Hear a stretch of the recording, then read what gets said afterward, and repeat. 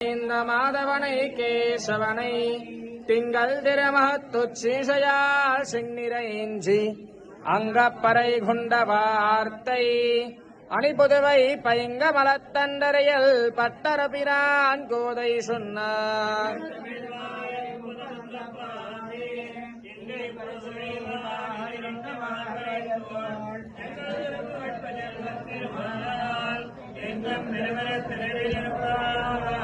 வங்கக்கடல் அடைந்த மாதவனை கேசவனை திங்கள் திருமகத்துச்சீசையால் சின்னிரைஞ்சி அங்கப்பறை கொண்ட வார்த்தை அணிபுதுவை பைங்க வளத்தண்டரையில் பட்டருபிரான் கோதை சொன்னார்.